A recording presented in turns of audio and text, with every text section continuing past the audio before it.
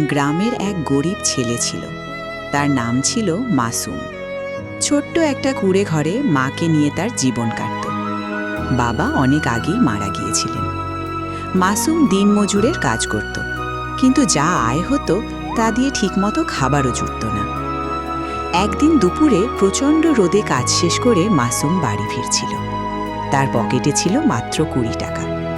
সে ভাবছিল এই টাকা দিয়ে মায়ের জন্য একটু চাল কিনবে। হঠাৎ রাস্তার পাশে সে এক বৃদ্ধ মানুষকে বসে থাকতে দেখল। লোকটার কাপড় ছিল ছেঁড়া, মুখ শুকিয়ে গিয়েছিল ক্ষুধায়। বৃদ্ধ কাঁপা গলায় বললেন, বাবা, 2 দিন কিছু খাইনি। মাসুম থেমে গেল। তার নিজের ঘরেও খাবার ছিল না, তবুও বৃদ্ধের কথা শুনে তার মন নরম হয়ে গেল। সে নিজের শেষ 20 টাকা দিয়ে পাশের দোকান থেকে গরম ভাত আর ডাল কিনে এনে বৃদ্ধ লোকটিকে খেতে দিল। বৃদ্ধের চোখে পানি চলে এলো। তিনি কাঁদতে কাঁদতে বললেন, আল্লাহ তোমাকে এমন কিছু দিবেন যা তুমি কল্পনাও করনি। মাসুম শুধু মুচকি হেসে খালি হাতে বাড়ি ফিরে গেল।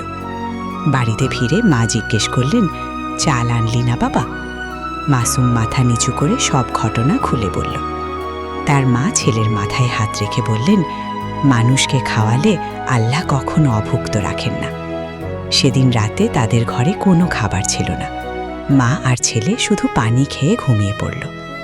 পরদিন সকালে হঠাৎ দরজায় কড়া নাড়ার শব্দ হলো। মাসুম দরজা খুলে অবাক হয়ে গেল। দেখল গ্রামের এক ধনী ব্যবসায়ী দাঁড়িয়ে আছেন। তার পাশে চাল, ডাল, তেল আর অনেক খাবারের বস্তা। লোকটি বললেন, গতকাল রাস্তার পাশে আমার বৃদ্ধ বাবাকে তুমি খাবার দিয়েছিলে। বাবা তোমার কথা বলেই কাঁদছিলেন, তাই আমি তোমাকে খুঁজে বের করেছি। মাসুম অবাক হয়ে বলল, আমি তো শুধু সামান্য খাবার দিয়েছিলাম। লোকটি হেসে বললেন, যে মানুষ নিজের ক্ষুধা ভুলে অন্যকে খাওয়ায়, আল্লাহ তাকে কখনো একা রাখেন না। এরপর সেই ব্যবসায়ী মাসুমকে নিজের দোকানে কাজ দিলেন। ধীরে ধীরে মাসুমের সংসারের অভাব দূর হয়ে গেল। বহু বছর পরে গ্রামের মানুষ বলতো, মাসুমের ভাগ্য বদলেছিল এক মুঠো ভাতের কারণে। মানুষকে সাহায্য করলে আল্লাহ তার প্রতিদান অবশ্যই দেন। ছোট দানও আল্লাহর কাছে অনেক মূল্যবান। এরকম ভিডিও পেতে লাইক, কমেন্ট ও সাবস্ক্রাইব করে পাশে থাকবেন।